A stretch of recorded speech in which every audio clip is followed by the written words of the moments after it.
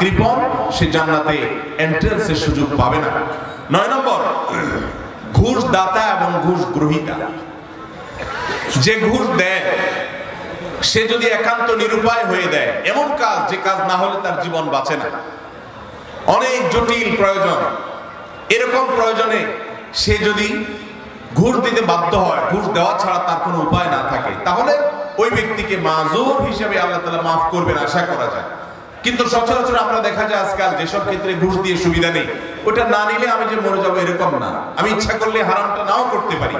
আবার অনেক ক্ষেত্রে আমার বৈধ জিনিসটাকেই আমি অবৈধভাবে পাওয়ার জন্য আমি ঘুষ দিচ্ছি। তো এই যে ঘুষ দাতা, ঘুষ গ্রহীতা তো সর্বাবস্থায় অপরাধী, ঘুষ দাতাও সে অপরাধী হবে এইভাবে যদি ঘুষ দেয়। আপনি একটা জায়গায় কাজে যাবেন সিরিয়াল দিয়া, সবাই সিরিয়ালে দাঁড়াইছে, আপনিও সিরিয়ালে দাঁড়াবেন, এটাই হলো নিয়ম। সবাই সিরিয়ালে দাঁড়াইছে, আপনি সিরিয়ালে দাঁড়াইতে চাচ্ছেন না, সেজন্য কি করলেন? ঘুষ দিলেন। ঘুষ দিয়া সবার আগে কাজটা করে নিয়ে আসলেন। এই যে ঘুষ দিল, এই ঘুষ দেওয়াটা সে এটাকে সে বাধ্য হয়ে দিয়েছে, বরং এখানে যে ঘুষ খাইছে তাকে সে বাধ্য করছে। আমাদের দেশে আমরা শুধু ঘুষখোরদের দোষ দেই, ঘুষখোরদের তো দোষ আছে শতভাগ, কিন্তু অনেক সময় ঘুষ যারা দেয় তাদেরও দোষ কম নাই। অনেক অফিসার আছে ঘুষ না খাইলে ক্লায়েন্ট আবার পেরেশান হয়ে যায় যে এই স্যার, নতুন স্যার ঘুষ খায় না, তাহলে তো পেরেশানের ব্যাপার, কিভাবে 2 নম্বর এটা আদায় হবে।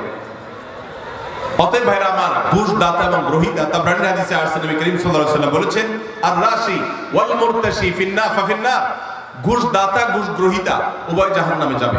অতএব ঘুষ দিতেও খুব সাবধান, আর যারা ঘুষ খাচ্ছে তাদের কথা তো বলাই বাহুল্য।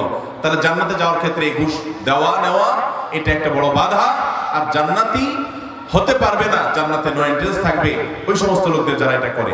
নাম্বার 10, মাতা পিতার অবাধ্য।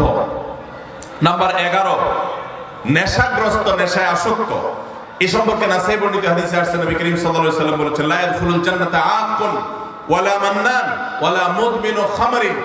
জান্নাতে যেতে পারবে না মা বাবার নাফরমান, মা বাবার অবাধ্য, মা বাবার সাথে বেয়াদবি করে, মা বাবার যৌক্তিক নির্দেশগুলোকে লঙ্ঘন করে। অনেক মানুষ আছে দেখবেন নামাজ কালাম পড়ে, কপালে সিজদা পড়ে গেছে, অন্য অনেক ভালো কাজ করে, কিন্তু মা বাবার প্রতি তিনি অনুগত নন, তাদের সাথে নাফরমানি করে। এই সন্তান কখনো জান্নাতে যেতে পারবে না যাবত না আল্লাহ তাআলা তাকে মাফ না করেন, অথবা তার এই পাপের প্রায়শ্চিত্ত সে না করে। অর্থাৎ এটা জান্নাতে যাওয়ার ক্ষেত্রে বাধা, মাতা পিতার নাফরমান। আর 11 নম্বর হলো মাদকে আসক্ত, যেটা এই একই হাদিসে নাসাই বর্ণিত হাদিসে আছে। মাদক আসক্ত অর্থাৎ মাদক সেবন করতে করতে এটা দেশে অভ্যস্ত হয়ে পড়েছে, এটা স্থায়ী রোগে পরিণত হয়েছে, এই লোকটাও জান্নাতে যেতে পারবে না।